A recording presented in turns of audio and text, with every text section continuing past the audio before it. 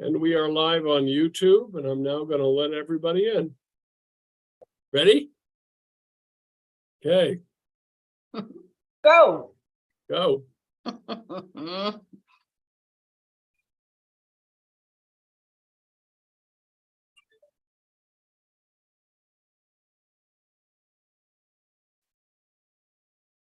Good evening. If you're just joining us, this is the Montgomery County Renters Alliance Renter Town Hall.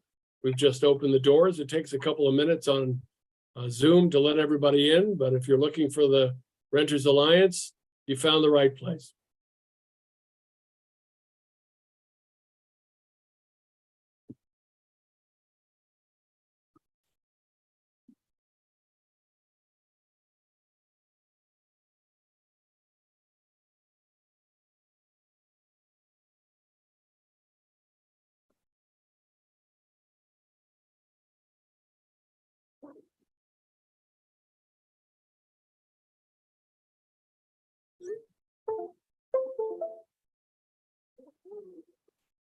Again, this is the Montgomery County Renters Alliance Renter Town Hall. We just got started. It takes a few minutes on Zoom to let everybody in, so we will courteously wait. But thank you all for coming.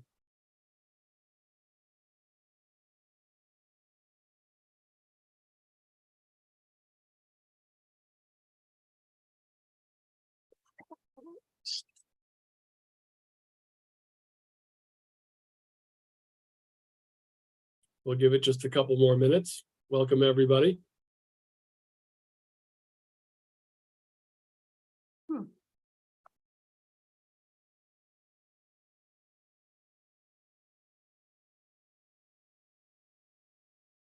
Just getting started. If you're just joining us, it takes a few minutes to let people in.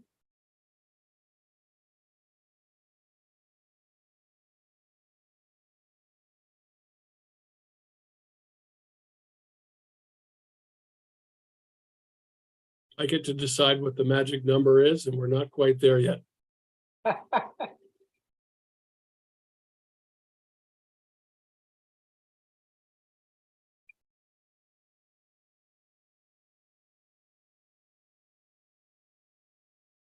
This is the Montgomery County Renters Alliance Renter Town Hall. We'll get started in just a minute or so.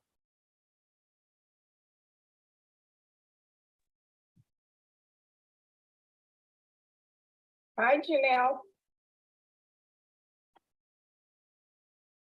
Hi, how are you doing? Hi, everyone. So Hello. good to see you. Good to see you too. Yeah. All right, one more and then we'll get started. Who will that be?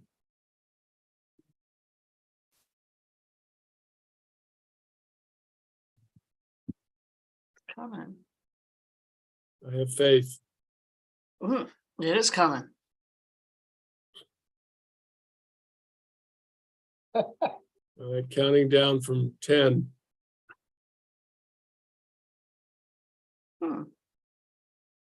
And okay.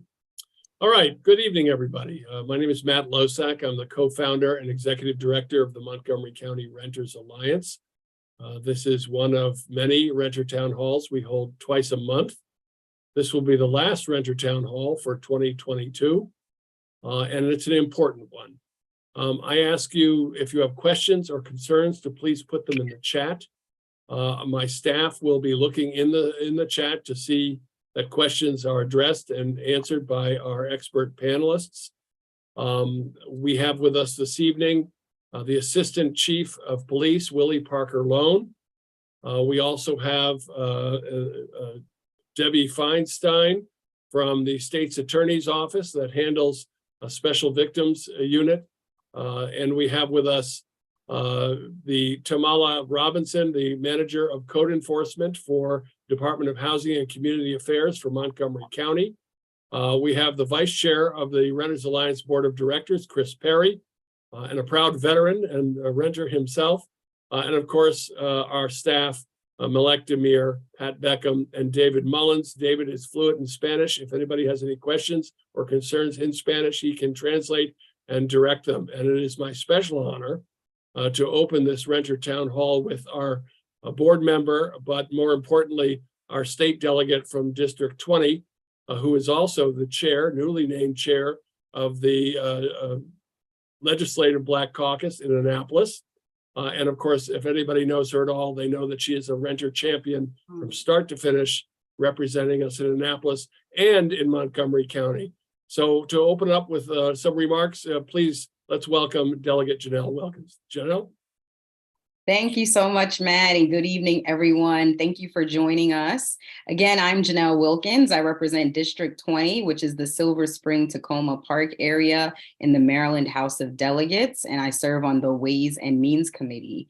So I'm very excited to be here today for this conversation. I really just want to start off by thanking Matt and his team at the Renters Alliance for the many town halls throughout the pandemic. Matt and the Renters Alliance have led conversations to help protect renters and has been an advocate for many years, but I think there's been no time more crucial than literally the life or death over the last couple of years. So hearing that this is the last one of the year really made me reflect on the thousands of people that the Renters Alliance have been able to reach in this really serious time. So thank you for that work.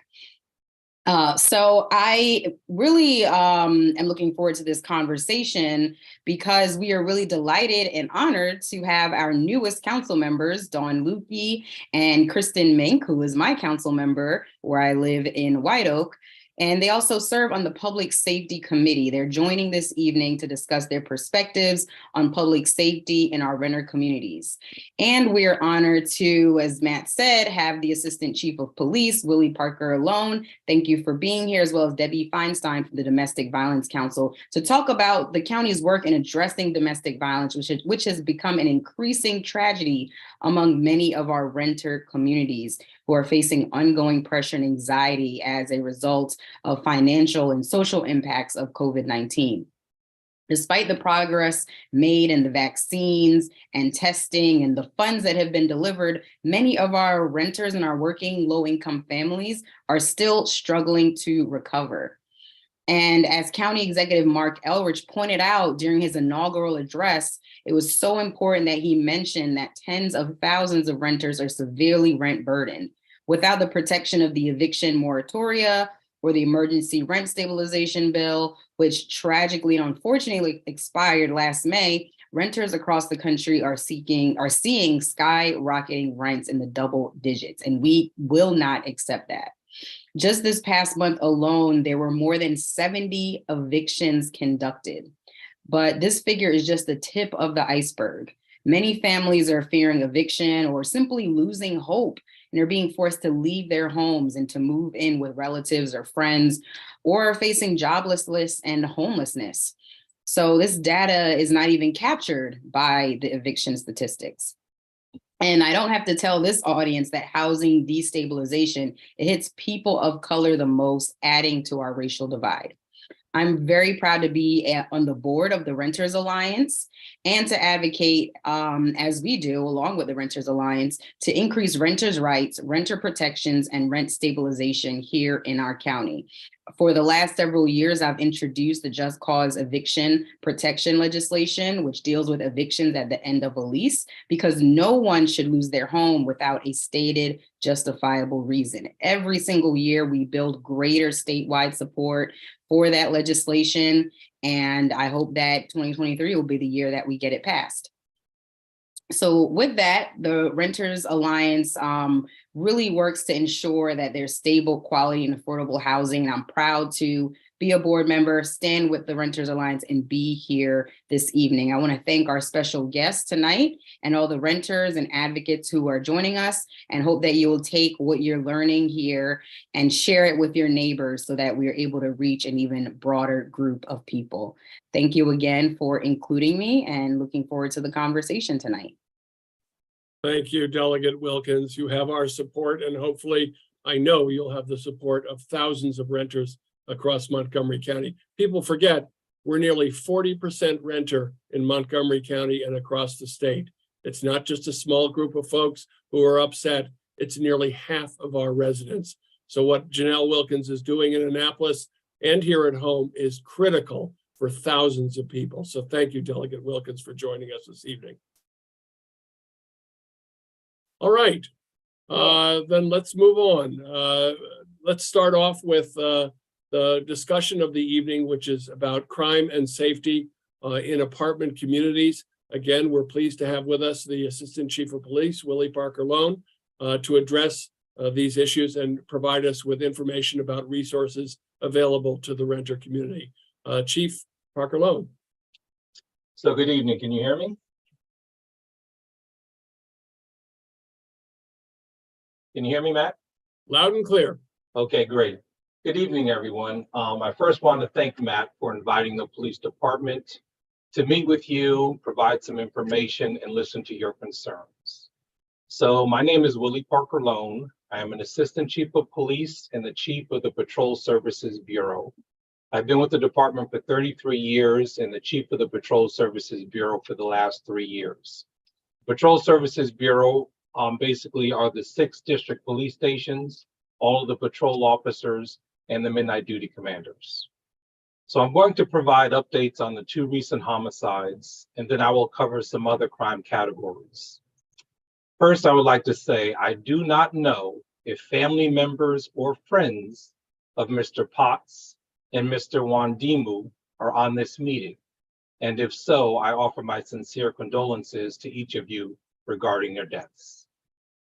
On December 2nd, around 3 o'clock in the morning, police officers and fire and rescue personnel responded to the 8500 block of 16th Street for the report of a shooting. We located Mr. Potts suffering from a gunshot wound. Mr. Potts was taken to a hospital where unfortunately he succumbed to his wounds and he died.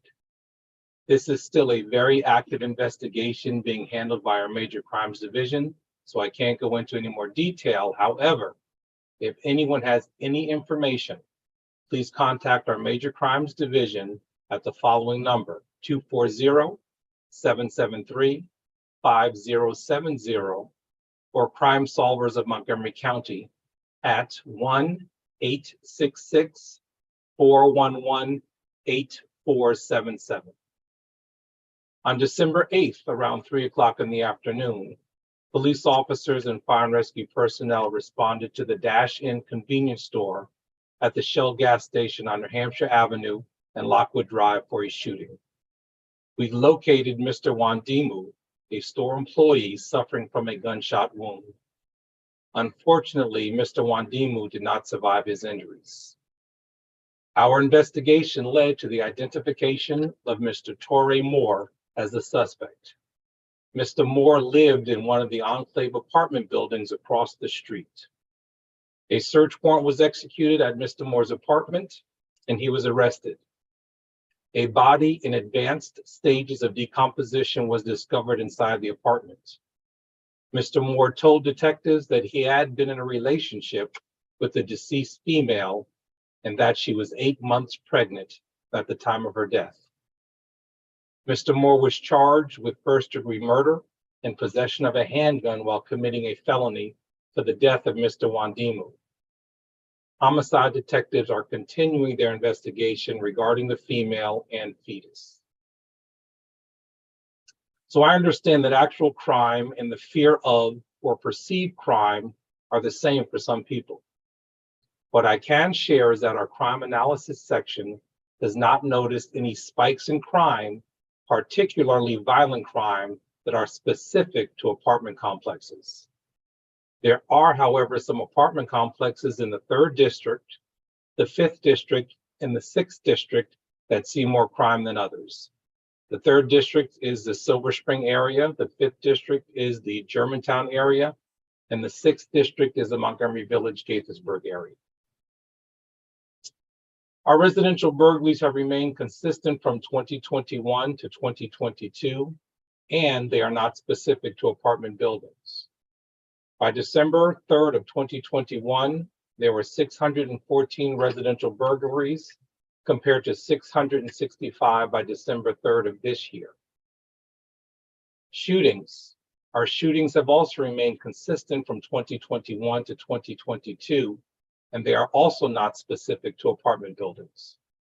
By December 3rd of 2021, we had 154 shootings, with 72% of those being classified as non-contact shootings. and 27% with a victim being shot. By December 3rd of this year, we had 160 shootings, again with 72% being non-contact shootings and 27% with a victim being shot. Car break-ins. Theft from autos continue to be the largest crime category in the county. By December 3rd of 2021, we had 4,911 reported theft from autos, compared to 4,730 by December 3rd of this year. This year, however, we are seeing more auto parts being stolen, such as catalytic converters, airbags, tires, and rims. And apartment complexes do tend to be an attractive target for these kinds of offenses, since there are so many vehicles that are concentrated in a large parking lots. When we talk about drug dealing or prostitution, I spoke with Captain Percerno, who is in charge of our Special Investigations Division, who investigate these types of crimes. In terms of drug dealing and prostitution, they have not seen any spikes in apartment buildings. That said, they ask that you please call our tips line again at 1-866-411-8477 if you believe these crimes are happening where you live. You can remain anonymous when you call. So what services to renter communities does the Montgomery County Police Department offer? That was one question. So we provide the same police services to renter communities as we do to homeowners. District commanders provide increased patrols, which provide high visibility to affected areas. District commanders also utilize other resources such as plainclothes units, which you will not see, but they will be in your neighborhoods addressing crime. We meet with property management and conduct walkthroughs to talk about crime prevention through environmental design recommendations, which is CPTED.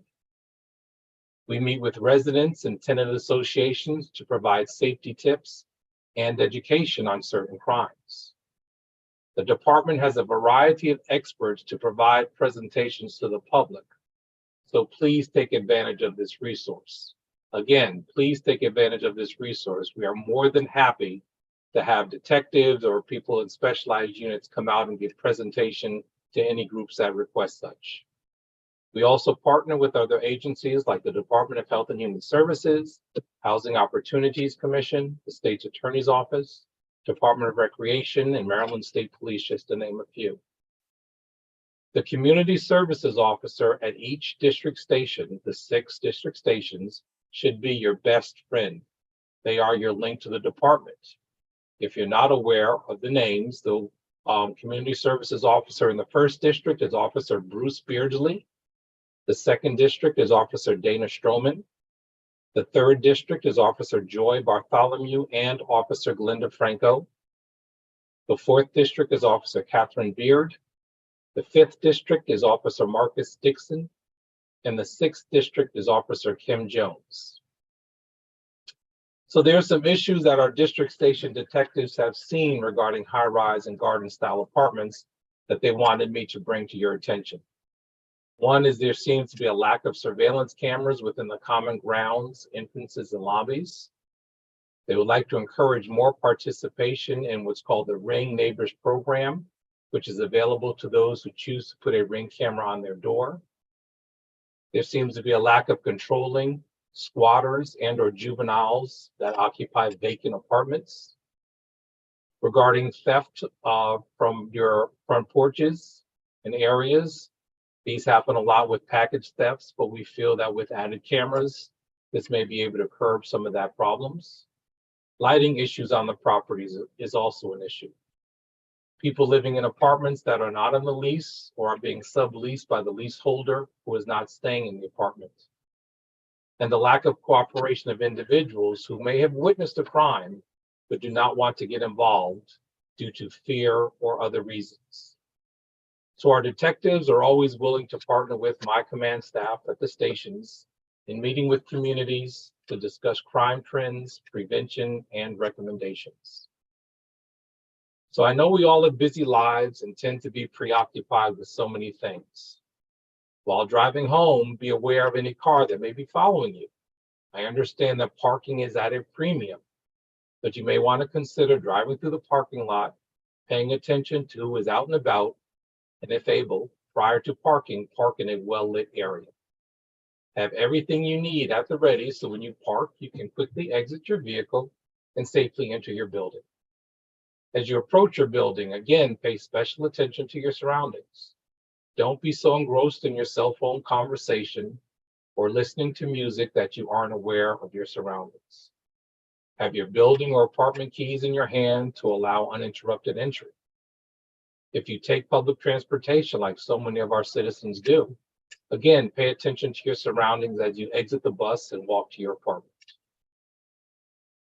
What I would tell you is that if someone is trying to steal your wallet, purse, cell phone, or vehicle, please do not resist. Your personal well-being is more important than property, which can be replaced. Also, make sure you lock your doors, your balcony doors, and your windows, even if you are just running out to walk the dog. As we all know, the weather is getting cold and a lot of people start their cars and then go back inside while the car is warming up. And this provides a perfect opportunity for someone to steal your car, so please don't do that. One of the questions was how to contact the police. Of course, there's a non-emergency number of 301-279-8000 and the emergency number of 911.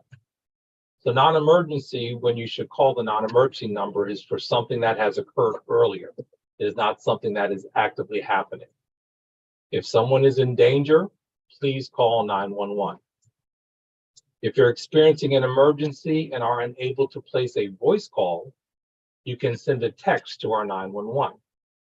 You would enter 911 in the to line. You would enter a brief message that includes the location of the emergency and the type of service needed, which would be police, fire, or ambulance, and then hit send. And if able, please respond to the questions from the 911 specialist and follow the instructions she or he provides. So that's a quick overview. And what I'd like to now introduce to talk about domestic violence is Debbie Feinstein from our state's attorney's office, who is a great partnership with the police and a champion for those of domestic violence. Thank you so much to Chief Parker Lone, and thank you so much to the Renters Alliance for including me this evening. As was said, my name is Debbie Feinstein. I'm the chief of the Special Victims Division at the Montgomery County State's Attorney's Office, which means that my division is responsible for prosecuting any case of domestic violence, sexual assault, elder abuse, human trafficking, child abuse that occurs in our county, as well as any homicides that are associated with those subject matter areas. And I also have the privilege of being a part of the county's Domestic Violence Coordinating Council, which is a coordinating body that brings together members of the public, nonprofits, and government to discuss issues around prevention of domestic violence, education for the community, education for offenders, how to improve our legislation, and things like that. I'm going to be dropping a bunch of resources into the chat for you to take a look at and for you to access, as well as information about our some of our different initiatives. Tonight, I want to specifically discuss one of our initiatives from the Domestic Violence Coordinating Council called Safe Homes, Safe Communities. This town hall is particularly timely because the Domestic Violence Coordinating Council has been planning to launch our initiative that's focused specifically for individuals living in apartment communities and renters. So I really appreciate the opportunity to tell you about it in advance of the launch. So as I said, it's called Safe Homes, Safe Communities, and it's being spearheaded by a member of the Domestic Violence Coordinating Council named Tondaloya Royster. She's actually on the Zoom this evening. So if you put anything in the chat, you can ask her questions as well. And the aim of this initiative is to reach out to apartment complexes, property managers, renters, anyone associated with the apartment community to raise awareness about domestic violence, to point out the red flags, to point out what someone can do if they hear that something is going on in a neighbor's home. And We are available to hold free workshops for property managers and staff on domestic violence and how to handle certain incidents. We're also able to hold workshops for residents on domestic violence and what to do if you see something or if you're worried about a neighbor. And we're also hoping to put resource cards and lots of information in apartment buildings at front desks, laundry rooms, and mail rooms. And really the goal is to identify the resources that are the free resources, the immigration blind resources that are available in the county. And these resources are available in English and also in multiple other languages. Many of our client assistants and victim advocates speak English and Spanish, and we also have access to translation in many other languages. So we're really hoping to reach people who, like everyone on this call this evening, on this town hall this evening, to let you know that the resources are here, that they're free, and that people are available. I'm seeing that there's been some comments in the chat about cultural competence and other types of outreach. And it is certainly the goal of the Family Justice Center and of the work that we do to reach people in a culturally competent and trauma-informed way. The client assistants, as well as the victim witness coordinators in my office, are all trained in trauma-informed care and responses. The domestic violence unit in the police department is also trained in trauma-informed responses. And what I mean by that is that individuals who are experiencing violence may not respond in the way that someone might expect them to. Their brain may be affected by whatever violence they've experienced. They may be experiencing extreme fear or shame or other things that are impacting their ability to fully communicate what's going on, or they may not be not interested, but they may not be ready to share what's fully going on behind those closed doors. And that's why it's really important that all of us participate in this process.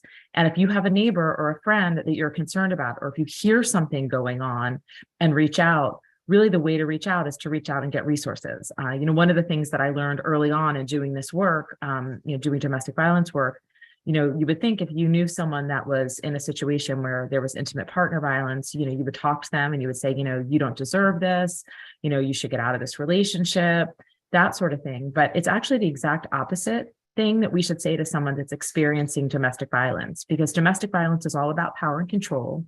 It's all about one person in the relationship dominating the other person in the relationship and doing everything they can to diminish that person's self-esteem, to isolate them, and to really make them feel powerless.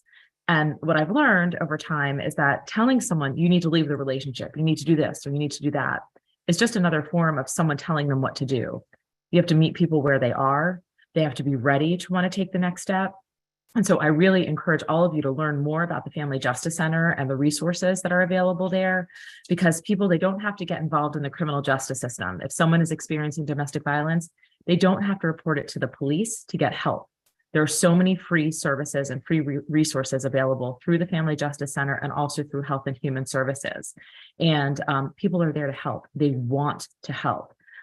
Whether someone is ready to leave a relationship or they want to figure out ways to keep safe in that relationship. So again, if you hear something, if you see something, say something. There were some questions about, sort of what are we seeing, and Chief Parker Lone discussed sort of where we are with respect to violence and what are we seeing.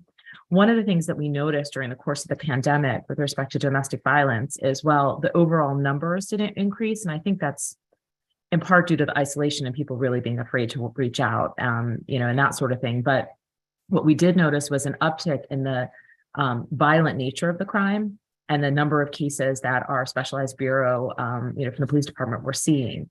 And that's one of the biggest concerns, is sort of the uptick in the violent crime and the lethality associated with those. We've tried to do a lot of training around, the lethality concerns and what that looks like and what some of the biggest red flags are. And so I just want to quickly share some of those with you. And again, then I'm going to drop some information in the chat. And I'm happy to, follow up. And I'm going to give you an email as well that will hopefully provide you with some additional information that you can, additional way to get more information. So some of the signs of family violence are, one partner insults, demeans, or shames someone with put downs, controls every penny spent in the household, controls who you see, where you go, or what you do, intimidates you with guns, knives, or other weapons, threatens or causes physical harm. And so it can really, domestic violence can come in many forms: financial, emotional, sexual, physical. And physical is the one that I think we most often think about, but it can come in so many other forms. So if you're worried about a friend or family member or someone in your building that seems to be isolated, withdrawn, changing their behavior, you also can reach out to the Family Justice Center and find out how you can help that friend and how you can direct them to resources. Because once services are wrapped around an individual, that's where we see our greatest success in helping people move out of those violent relationships. So again, I really appreciate the time this evening, and I'm going to drop a bunch of resources in the chat.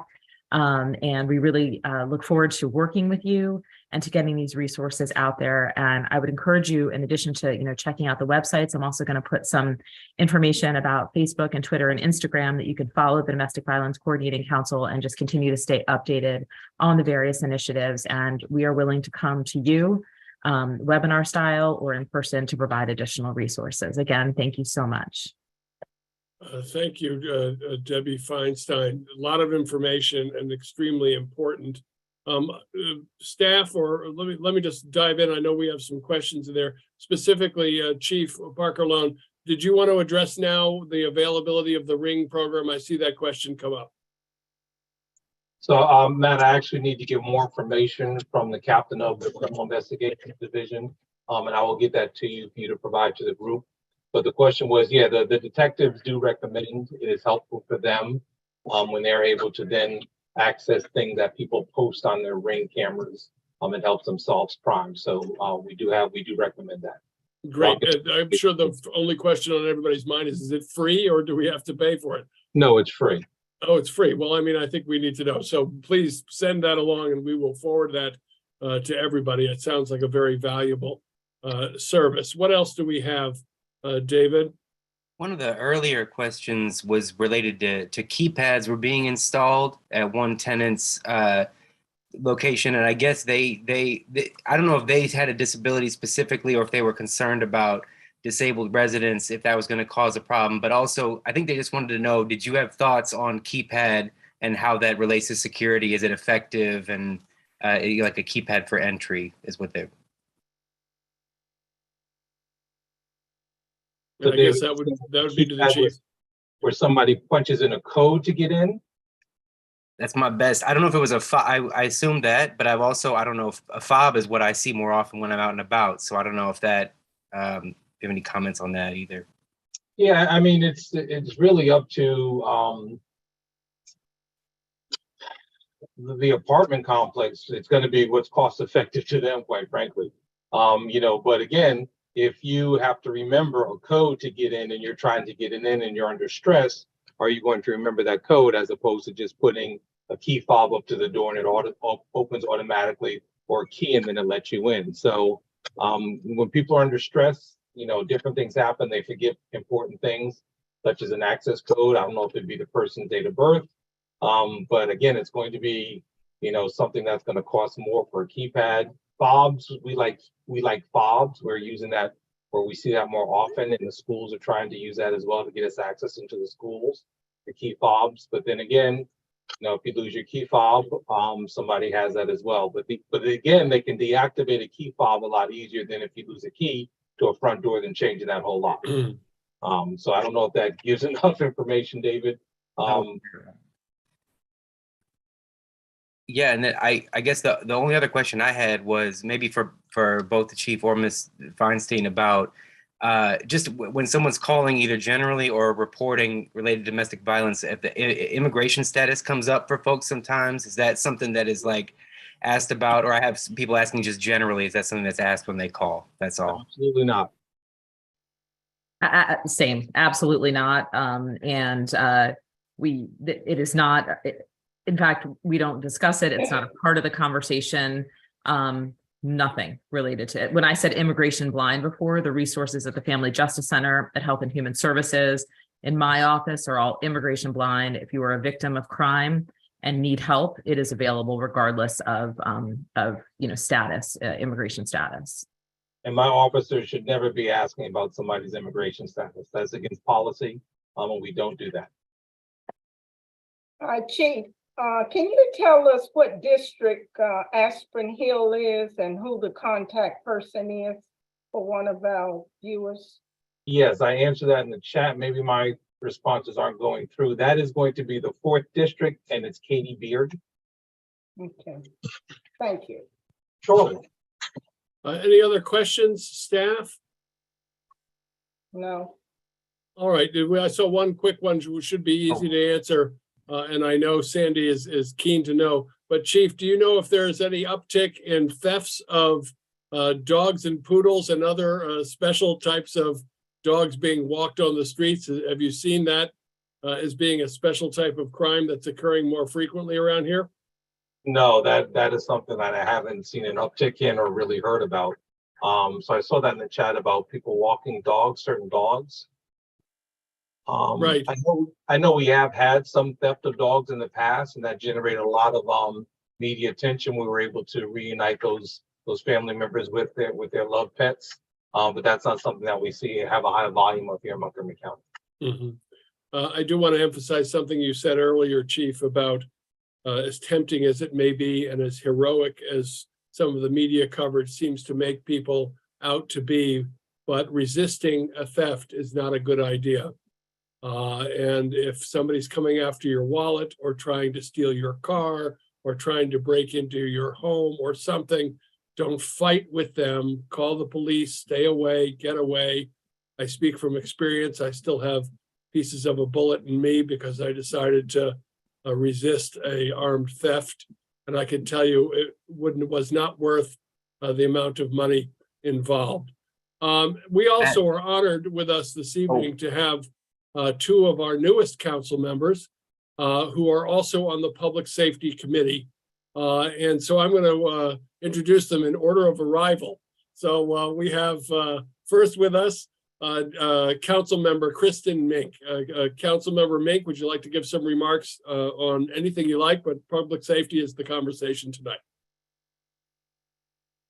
Sure. Yeah. Thank you so much for having me. And I'm here mostly to listen. I'm really eager to hear what folks' concerns are, to hear from the chief. I'm Kristen Mink. I'm from Montgomery County. I'm going to be on the Public Safety Committee with Dawn. Really excited to serve there with her. I grew up here.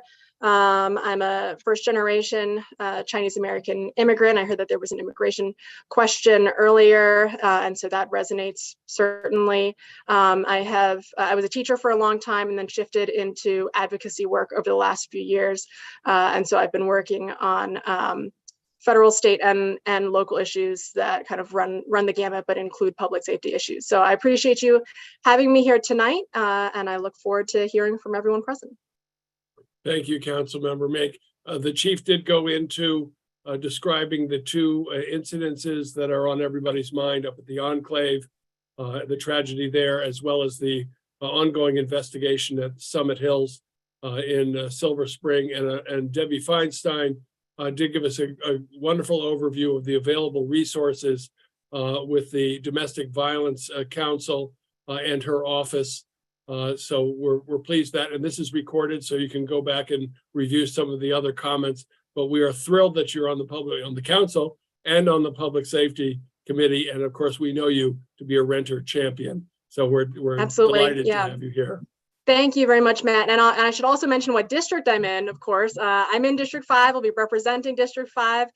District 5, for those who don't know, it is one of the new districts. It runs from Burtonsville down through Four Corners. So it covers, Fairland, Colesville, White Oak, Hillendale, all those areas there. And it also stretches out west and loops in Leisure World as well, excluding, for the most part, Aspen Hill and Wheaton. So very excited to be representing this diverse new district.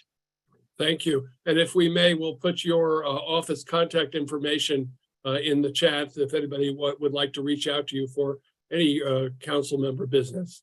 And also with us is Dawn Lutke, who is no stranger, unfortunately, I guess, to dealing with crime. Her past life was working for the Attorney General's office in any number of very serious capacities.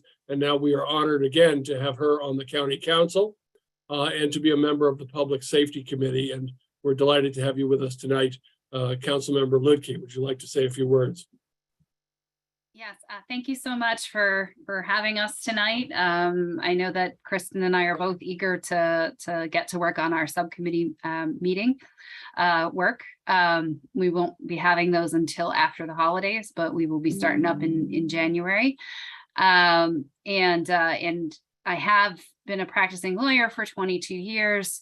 I've had the opportunity to work with Debbie in the past, and in my prior role at the Office of the Attorney General, and certainly view public safety holistically from a multifaceted approach, and not just in response and criminal justice, but also in prevention intervention. In particular, some of the areas that I've worked on with respect to that deal with incidents of mass violence, as well as incidents, of course, affecting our student age population, whether they are the victims or the perpetrators. So that's sort of a little snapshot of my background, and hate bias and hate crimes, community outreach and education, as well as law enforcement training were part of my portfolio, but I'm still certified to train, so I would continue doing that if asked. But thank you for having us. I know this is a very unsettling time, and incidents that happen. I think people forget that the victims are not just the immediate victims. It's really the community as a whole is a victim. And sometimes people lose sight of that, particularly when they're thinking about how to solve the problem. They're not always looking at the broader sphere of impact. And that's something that's critically important to me. So I do look forward to communicating further with all of you. I'm going to ask a rhetorical question of two elected officials. I won't say politicians, I'll say elected officials on the county council. But may we invite you individually or together to meet in community buildings with renters when we have renter meetings, especially as the Chief Parker Lone had indicated, some of the communities are higher in crime and higher, greater numbers of issues. And as your expertise that you have now and the expertise that you will gain on this committee will be extremely valuable to these communities. So can we put you on the spot and say, will you come? Sure. By all means, we would love to. We have folks on staff who have been working on public safety issues for quite some time, who have been working with McGeo on that side of things as well. So yes, and also folks who've been working very closely with tenants and renters doing tenant justice, renter justice work. So we are extremely interested in the intersectionality of these issues. Absolutely. Terrific. Yeah, we will, after the holidays, we have been for years, but especially after the holidays, we'll planning on doing some very intensive work since the COVID is over for the most part, in terms of our ability to go into buildings and hold in-person meetings. We'll be doing more of that in the spring, of course, provided that the COVID-19 pandemic continues to be less of a challenge for us. But if not, then we'll do it on Zoom. But either way, we intend to be out and about even more intensely this spring, not only on public safety issues, but on issues of renters' rights, rent stabilization, and code enforcement. So we are looking forward to working with all of you. Council, Renters Alliance staff, are there any other questions or concerns out there that we should raise with our esteemed guests? I'm wondering only as related to just where property management can come in on safety. I feel like there were kind of two different questions about, is there a notice requirement, if something happens, if someone hears something in the media first and not from property management, I think was kind of one person's concern. But then yeah, also just how maybe they should be communicating and with their property. I did want to reiterate something from earlier that it sounds like your local precinct staff might be willing to come out and speak to property management and give us kind of a safety audit. I did want to mention that came up earlier, but I don't know if there were any comments around that because there were a couple of questions.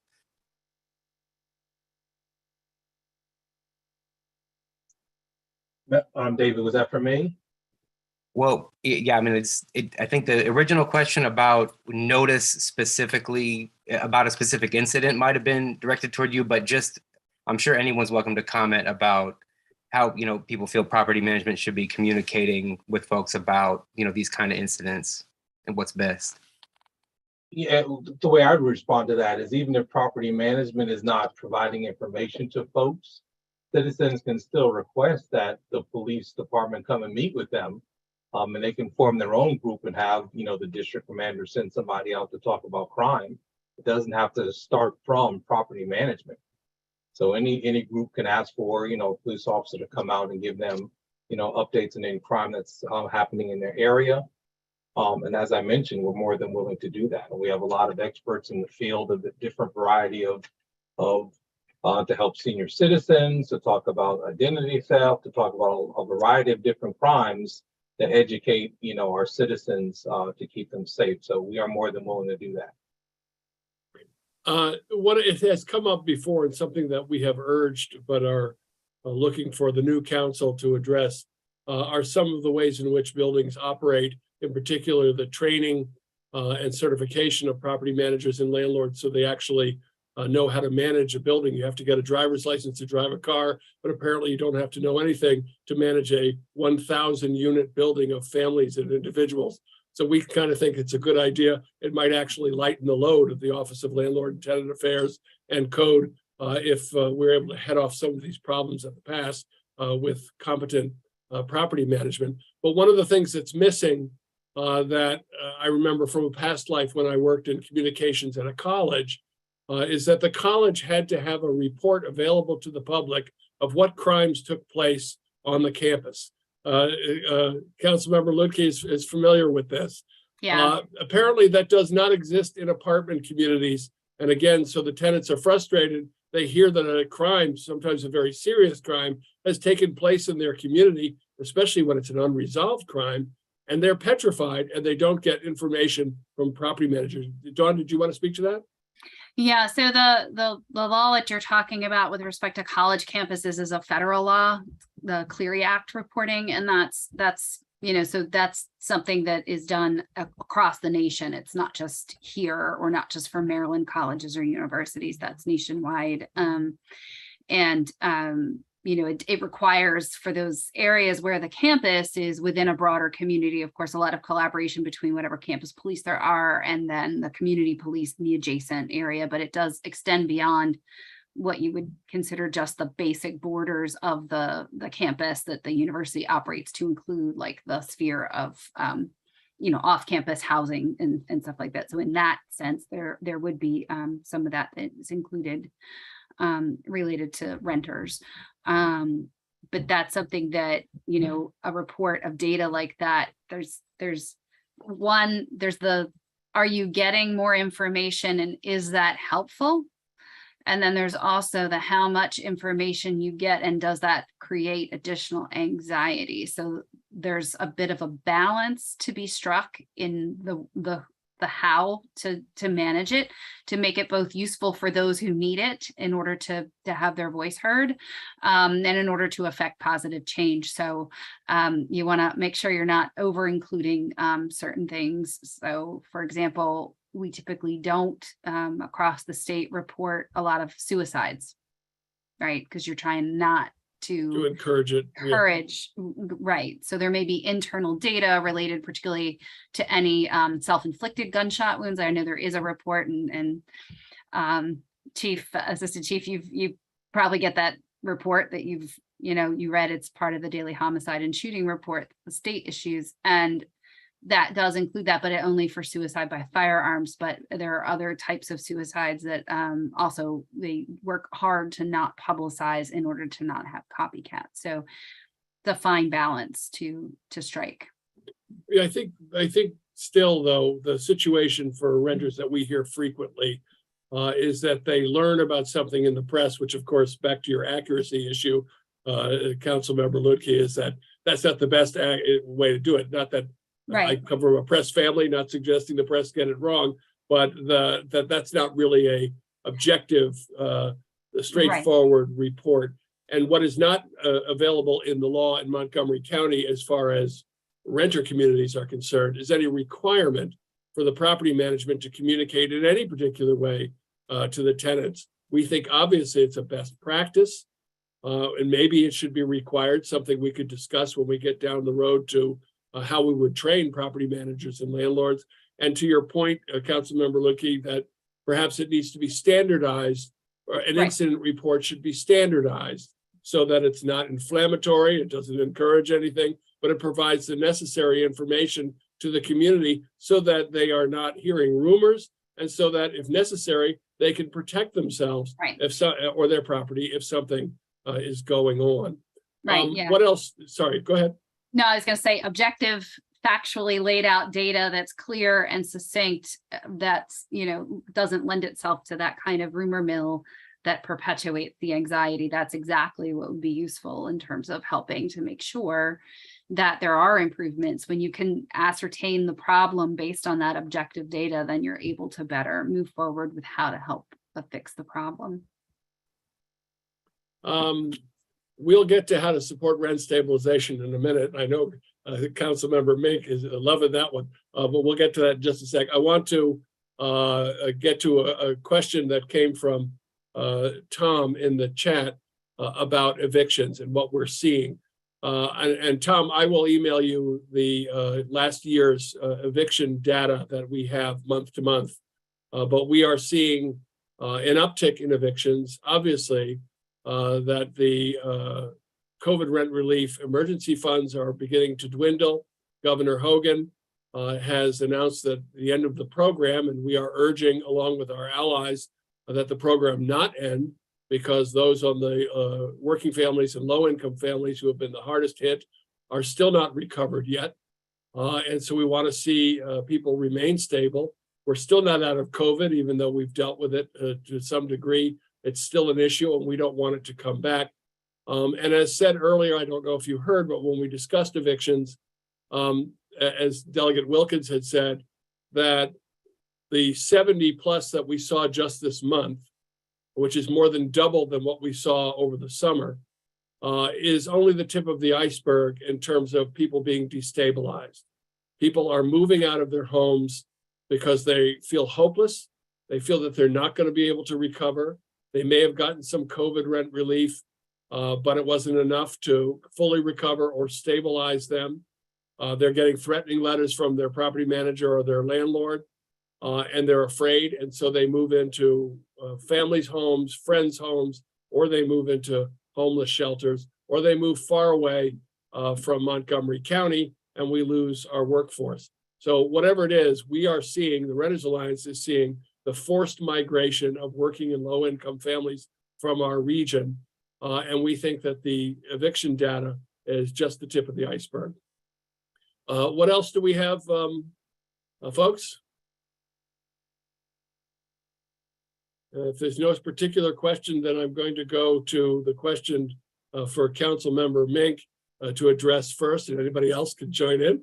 How do they help? How do renters help in supporting a rent stabilization bill? You're right. I do love that question. Thanks. Yeah, I mean, and it relates to what you were just talking about. We have so many renters who are still struggling and still trying to recover economically. And of course, this crisis it predated the pandemic, and then it got worse during the pandemic.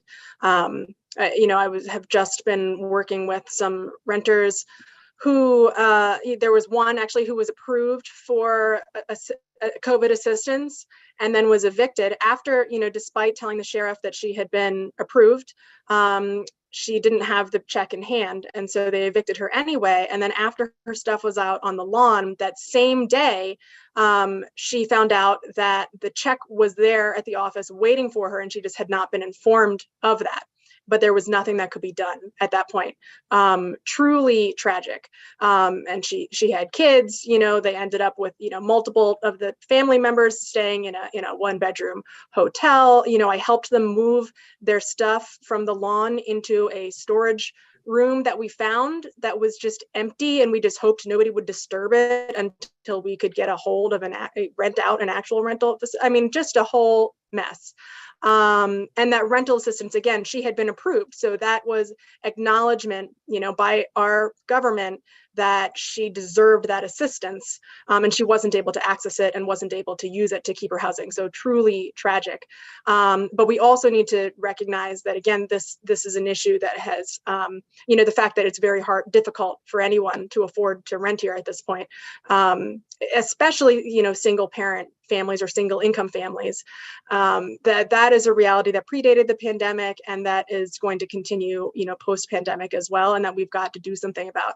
So rent stabilization is largely regarded as the best way to prevent displacement. It's used in other places with great success. We have not seen developments crumbling. We have not seen like landlords fleeing those jurisdictions. What we have seen is that it helps people stay present. What we need to do is not to take away profitability from landlords. Nobody wants to totally eliminate profitability. We're not going for that. What's happening now is we're seeing intense price gouging. And in fact, we saw many landlords who were waiting for the temporary rent stabilization acts to expire. They shifted tenants as their leases would expire. They shifted them to month leases, just waiting for the failure of the previous council to enact another rent stabilization bill. And then as soon as that happened, okay, everybody had one more month, and then rents are going up, and folks are getting notices for 10, 20, 50% increases. And I mean, that's just totally untenable. If you are renting that home because that's what you can afford, then a 50% increase, a 20% increase, everybody knows that now you can't afford that home anymore. So that is just really that's a forced eviction at that point. Then you have folks who are like, well, what do I cut? Do I cut my medicine? Do I cut my kids' after school program? It's really tragic, and I'm hearing from a lot of community members, and I'm hearing from folks who are even outside my district at this point now, because people are really struggling. Going into the holidays, there is real panic amongst folks. It's very cold. So, we need to build more housing. We need more housing overall. Absolutely. We need to be addressing supply side issues, but it's not just about how many residences are there in Montgomery County. It's also about who gets to live in them.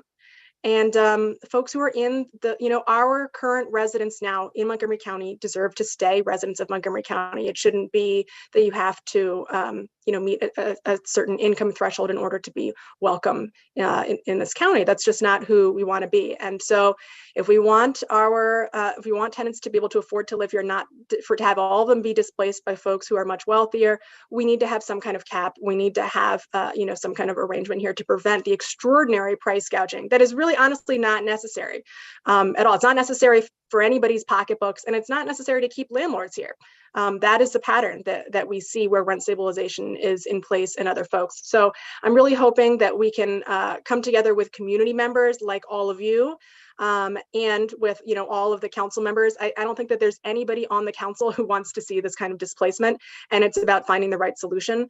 So I'm eager to come together with tenants, with renters, and with all of my colleagues to think about, okay, we need a solution here. We can't just have sky high rents and no limit. Something's got to be done. So what's it going to be? And I'm hoping that that's what the conversation is going to be, and that we can really incorporate the voices of tenants into that conversation. I think is essential to speak to those who are most impacted. If we're actually trying to solve the problem, we have to talk to the people who are most impacted by the problem.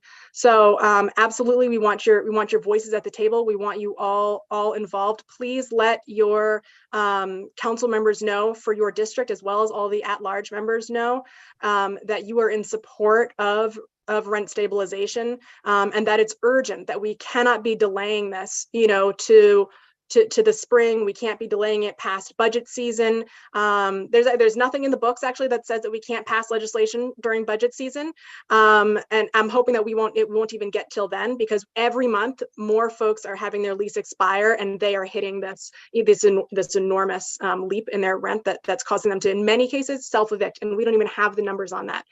We have Right. folks who just get that number and they say, I can't afford this, and they immediately start looking for another place.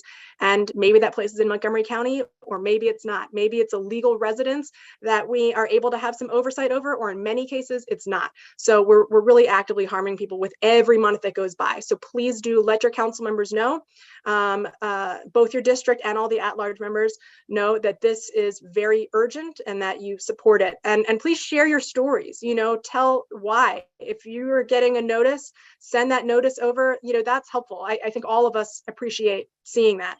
So that's really the bottom line. And even for those of us who support rent stabilization, we're on the record for supporting it already. We want to hear from you too, because we want to know, okay, we can make sure that we reach back out to you and that when there's an opportunity to testify, all of those sorts of things. So please don't hesitate to email and call the council and to share your stories. So Councilmember Mink, do you care about rent stabilization? A little bit. I'm a little bit extremely passionate about it. And we are so grateful that you are, and we're grateful to Councilmember Lutke too, who we know is very thoughtful on this issue, and all the new council members. It is, when we started the Renters Alliance back in, with the Tenants Work Group in 2008, and the Renters Alliance was founded in 2010, we pushed rent stabilization from the beginning. And back then, people laughed at us at the most fundamental, modest changes, including offering a 2-year lease, including having tenants association meetings at no cost once a month in a building. Some of the elected leaders at the time said this will never pass, and that renters really aren't full-time citizens. Somehow they don't pay taxes, which is totally not true, and other kinds of attitudes. And yet things have changed dramatically. We have seen now that housing has become front and center. People are recognizing that unstable homes make for a lack of health and welfare and prosperity in every community. Housing is not the same thing as beer and cigarettes and fancy sneakers. It's important for everything, for preventing crime. When you have a stable household where people can come home, be warm, have food, where children know that they'll be home with their parents and not anxious and not worried about where they're going to live. It helps with academic achievement when the children can stay in the same homeroom they were in at the beginning of the year. For senior citizens, more and more who are increasingly anxious about whether they're going to be able to stay for the long term in their homes, and the health issues that come from being anxious like that all the time and not knowing where they're going to go, no matter where they are on the economic spectrum. Many of them, most of them are on fixed incomes, and they cannot see double-digit rent increases. So I would give a standing ovation, except I'd hit the top of this box here, and I don't know what happens, but we certainly do need something. And I want to underscore something else that Councilmember Mink said about, that she said all along before she was a council member and as a council member. The rent stabilization program that is being envisioned is a flexible program. No one is saying that landlords shouldn't make some money. Nobody's saying that they shouldn't keep up with their expenses. Nobody's saying we don't understand the issues of managing a property. But stabilization has existed in other places with longstanding renter communities for decades. And the sky has not fallen. The landlords stay where they are. They make money. They build more apartment buildings. Even though we can't build our way out of it, we don't object, build away, do what you want to do. But make sure that when people move into their homes, they know that these are going to be their homes as long as they choose to live there and can obviously abide by the rules and pay a reasonable rent. So we're with you all the way. Matt, can I echo something that you just said also? Sure. Yeah, thank you for emphasizing the intersectionality of these issues, because whenever you hear council members talk about, that they care about, crime, for instance, that's an opportunity to bring up rent stabilization, because keeping people housed reduces crime rates, reduces calls to 911. It's incredibly important when you talk about healthcare and folks having, keeping our costs down there, and also having access to healthcare and all of those things.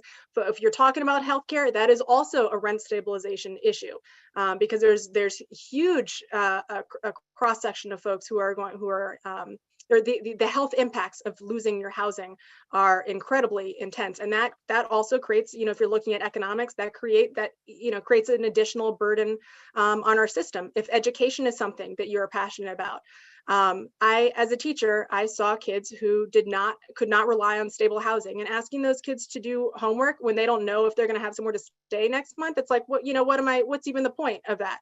It feels ridiculous. And there are so many kids who are in that situation, and it is not their fault.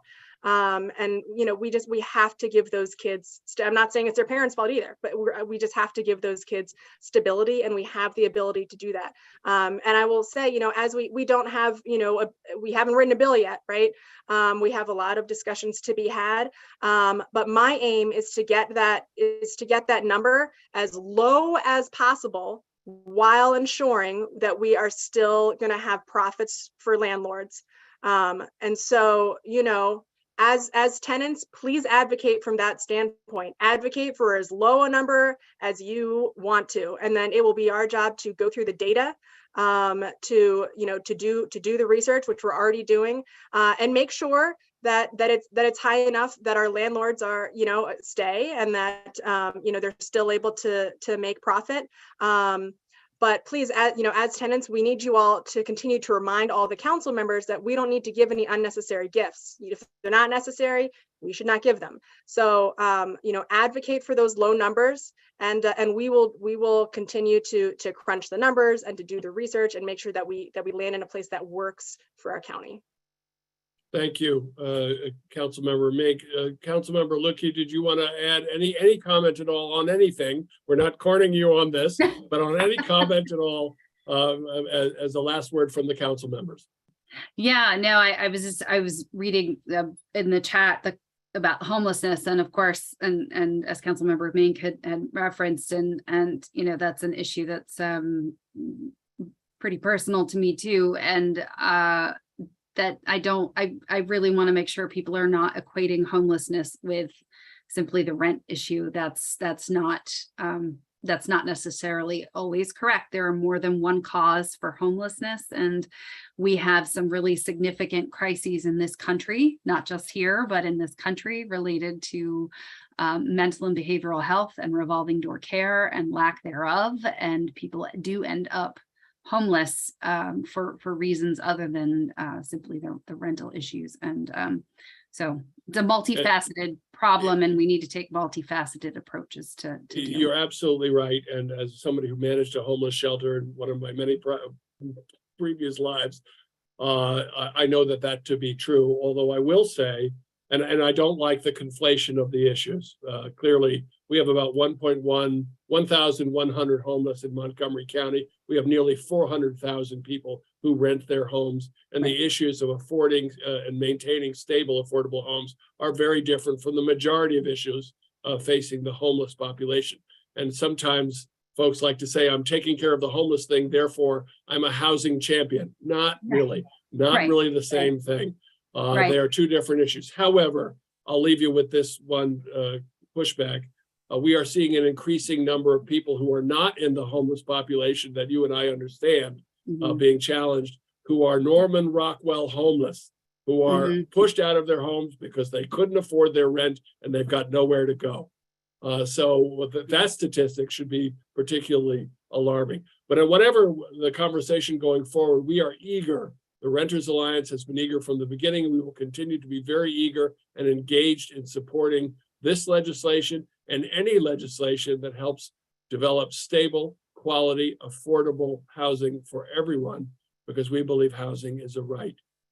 Thank you, council members, for joining us. Thank you, Chief Parker Loan and Debbie Feinstein. We have one more special guest with us who has been waiting patiently and actually has kept her eyes open and a smile on her face. But she is the new head of the Code Enforcement Department, which is so important to us. Just for a little bit of history, there was a time way back when code did not have a certain programmatic requirements that it does now, including focusing code enforcement on what are known as problem properties, so that you have some properties that were being inspected that were pretty good properties, maintained. Every property has a code violation of this and that, but some of them have concentrations of code violations that do not get attended to. And now the county executive's law, Bill 1915 that we passed with the county executive, requires that there be a program that concentrates investigations and enforcement in problem properties. So with that, Ms. Robinson, please welcome, and we look forward to your remarks. Hi, good evening, everyone. I'm Tamala Robinson, and as Matt stated, I am a newly promoted code enforcement manager for the Department of Housing and Community Affairs. First, I'd like to thank Matt and the staff for inviting me here today. I wanted to just give you a little overview about what we do at code enforcement. I have a total currently of 32 housing code inspectors, and they investigate potential code violations in residential and commercial properties. They also perform mandated inspections for rental properties. They educate residents and property owners about their rights and responsibilities in the area of property maintenance. And we follow certain codes, which is Housing and Building Maintenance Code, Chapter 26, Solid Waste, Chapter 48, Snow Removal, 49, Weeds, 58, and inspection of rental properties. As Matt indicated, we are working on and continue to work daily on inspecting multifamily properties that consist of annual inspections for troubled properties in Montgomery County, biannual for at-risk properties, and triannually for properties that are in compliant. And so some of the things that we actually do, basically we're complaint driven for the most part. So when tenants call in or residents call in and make a complaint in reference to housing code violations, maintenance issues that have not been addressed, then our inspectors go out and investigate, and they inspect and issue violation notices to the landlords or the owners of the property for compliance. And they follow up with ensuring that each property that is inspected is in compliance with the Montgomery County codes. So that's a little bit about what we do in code enforcement. A couple of fundamental questions. Tamala, if you're able to answer this, but can you, for our audience, describe the difference between your office and the Office of Landlord and Tenant Affairs and how to make complaints to either? Sure. So Landlord Tenant Affairs, which we refer to as ALTA, is a part of our department. So we work closely together. We're actually in the same building. Our department, code enforcement, handles complaints regarding property maintenance. Anything that may be wrong or broke in your unit, you would contact code enforcement. ALTA is a little different. ALTA handles, ALTA Landlord Tenant Affairs would handle complaints regarding maybe the landlord is breaching the lease, or they're saying I have to move and I don't think I should move, or different complaints like that. They're going up on my rent, things that people have complained about, or tonight saying, my rent is going up. That's something that you can talk to landlord tenant about and, report like this, this 20% increase or 30% increase, so that they're able to gain numbers of where we're at. Landlord tenant handles cases such as I moved out and they won't give me my rent, my security deposit back. So that's the difference between landlord tenant and code. Anything as far as your lease is concerned that you feel that the landlord is not abiding to, you can file a claim with landlord tenant and they would investigate that. Thanks, Tamala. And if anybody is confused by that, it took me years to get unconfused by that. You can contact the Renters Alliance at info@rentersalliance.org. We are expert at guiding you to resources available to you in the county and the state, and also to advise you whether you need to contact the county or the state in the first place. But let me just repeat something, and forgive me, Tamala, but this stuff requires repeating over and over and over again. Sure. The Office of Landlord and Tenant Affairs handles lease disputes and your rights. So if you're not getting the amenities you're paying for, if you're not being treated properly by the property management, abuse or neglect, if you're not getting a provision in your lease listened to or enacted, some amenity, something, that's the Office of Landlord and Tenant Affairs. Of course, excessive rent increases should also be sent to the Office of Landlord and Tenant Affairs at ulta.intake at montgomerycountymd.gov. We'll put that in the chat. For maintenance issues, a broken refrigerator, for mice and vermin, for leaky pipes, for mold, especially visible mold, that's a code enforcement issue. And my admonition to all renters all the time, please don't let these things sit. There is nothing more frustrating for the Renters Alliance to hear a renter come to us and say, my refrigerator's been broken for 2 months. There's no way that should happen. We have pay taxes to have these resources available to us. They're available to you to avail yourself and get enforcement if first your property management, which you should contact first, does not respond appropriately and in good time.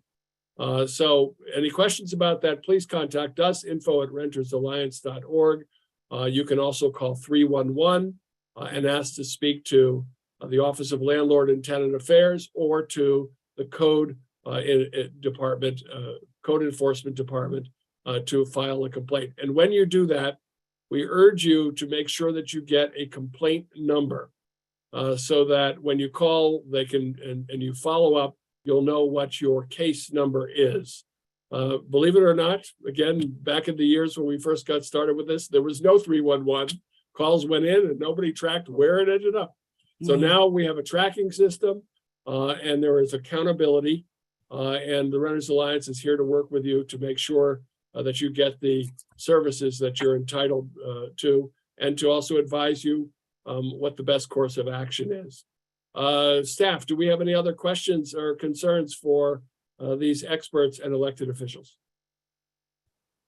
One was about an entrance, a door being broken, whether that might be code enforcement or a landlord-tenant issue. If they bring it to the property management attention, and where would that escalate to?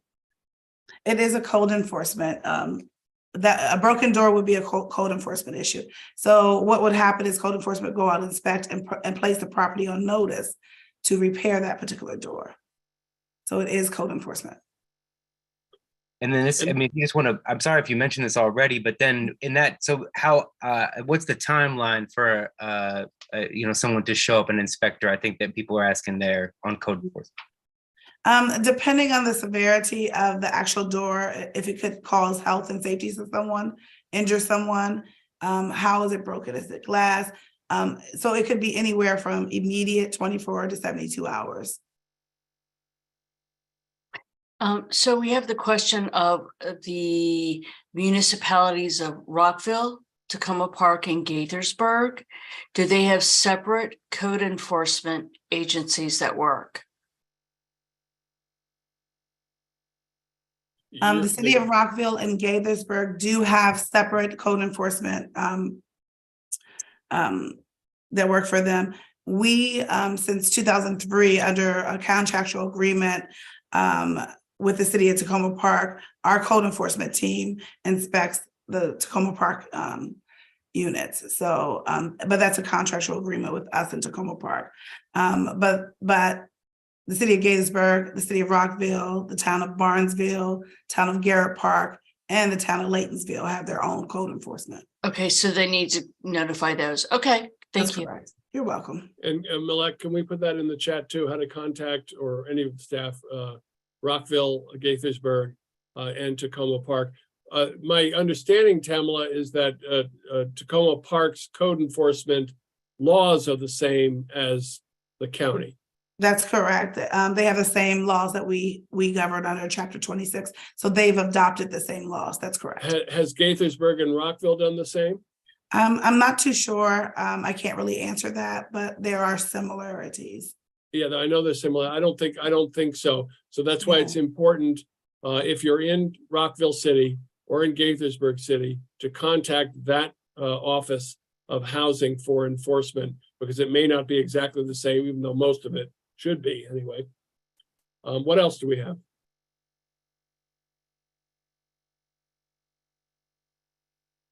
Not what Something from earlier I'll throw out there was a question. Well, both Councilmember Mink and Councilmember Luedtke mentioned, I think, situations where an individual has kind of fallen through the cracks as far as like coverage for assistance. But someone earlier basically said that there is no protection against constructive eviction, and I wanted to kind of set it straight here that there is, as we mentioned, if you bring an increase that is egregious to the attention of the Office of Landlord and Tenant Affairs. Matt, is that, there is still currently protection against constructive eviction. Is that right? There's a reason why we are an independent nonprofit. And that means that we don't always agree with county government. We have had ups and downs on this issue. It is our position that if one were to read the law, and Lawyer Luedtke, if you can weigh in here when you want, but our understanding is that any action taken by a landlord that amounts to a constructive eviction, that is, if they're doing something that any reasonable person, any Judge Judy would say, what you've done means that they are evicted. So if we raised your rent, as we saw recently, rents going up 39, 40, up to 210%, no one could pay that. And so in effect, you are saying you're evicted. Now, obviously, that case would have to be brought before a judge to make a decision if in fact that is a constructive eviction ultimately. But we think that the Office of Landlord and Tenant Affairs should take that position. Of late, they have decided not to take that position. But that is our point of view. Dawn? Yeah, I was going to say, and Delegate Wilkins might be able to give me an assist here. I don't know that, it's like a whistleblower protection, right? And one of the concerns that I have is that depending on which jurisdiction you're in and your own rules and procedures, and we don't have a lot of meat on the bones at the state level for tenants that balance out the bargaining power. And really, in a situation like this, if you want your fridge fixed and you want your stove fixed and you want the things that should be taken care of and the things that you're entitled to under your lease agreement to be dealt with, but you're afraid to speak up because you're going to get penalized and your life is going to be made a living hell, absent some kind of protection that's firmly out there that prohibits retaliatory conduct for requesting that which is due under your lease agreement, one that is standardized across the state so that we don't have these regional variances and we don't have these we're not subject to the whim of whoever's in that role within a particular county at a given time as to whether they're following it or not following it. If it's got to be out there in plain English, and presently it's not. Right. So, I agree that you could interpret it that way, but then there are also folks who, if they say not today, right? Or I'm the new person and I don't read it that way. We need to get away from that if we're going to achieve real progress in this area. And I think we need tighter law statewide. Yeah, and a governor that supports renters more, which we're looking forward to. Do you know anybody who might be able to help on the legislative side in the governor's office?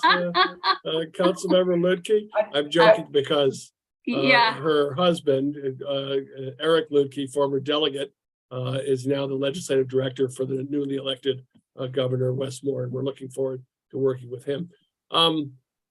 So let me just say, to put a period on the end of that issue, we don't know.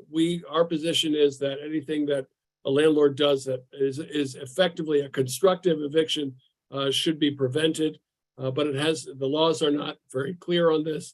And neither is the agreement on how to enforce it. I will say that Out in Place in Wheaton, it's a few years ago, raised rents was up to from 39% to I think upwards of 200% when new management took over the property. Many tenants have been there 10, 20 years and were going to be forced out. And at that time, the Office of Landlord and Tenant Affairs viewed it as a constructive eviction en masse and negotiated, they said, I think they put pressure, as they should have, on management to bring it down, but they only brought it down for 5% the first year and 8% the second year, which was still a substantial hit, but not as bad as it was. But the attitude was it was a constructive eviction. So anything else we have here? No, but I would like to just remind everyone that DCHA or Alta is collecting data on increased rents that are just absorbent. So they would like, if you know of any, or if your rent has been increased significantly, to send them that information. They are trying to work on helping with some kind of rent stabilization, I guess I should say, but they really want to know anyone whose rent has been increased significantly. It's Miss Cadaveras, she is trying to Catravanos. collect, yeah, yes. So it's Yeah, important for her to get that information. Please report it at ulta.intake at montgomerycountymd.gov. We are collecting, the county executives, the executive is collecting that information to support hopefully what the council will consider shortly with examples of these exorbitant gouging rents. Although I should say, just again, the hyperbole should not be the only thing that drives this. We saw the foreclosure crisis, hit thousands of homeowners when interest rates on their mortgages, just went up, 5%, 7%, 8%. That's a lot of money. Renters who are seeing 3%, 5%, and 8% rents increases each year, that'll price you out of your home too. It doesn't have to be 20, 30, or 40%. That's outrageous. But some of these lesser rent increases of 5, 6, or 7% are heavy duty and will ultimately, over the years, price people out of their homes. Can I tag onto that, Matt? Please. Yeah, our office would love to hear from you in whatever district you're in as well. Even if you would just want help getting if you're not sure who to email, you're welcome to email us and just let us know where you are, and we will make sure that your story gets in front of the right person. But we're collecting stories as well. We have them in every district, and so please feel free to reach out to us. And also, if you just have imminent concerns and you need help and you need to be connected with some resources and some advocacy help and some county help, by all means, we, I represent District 5, but we also represent the county.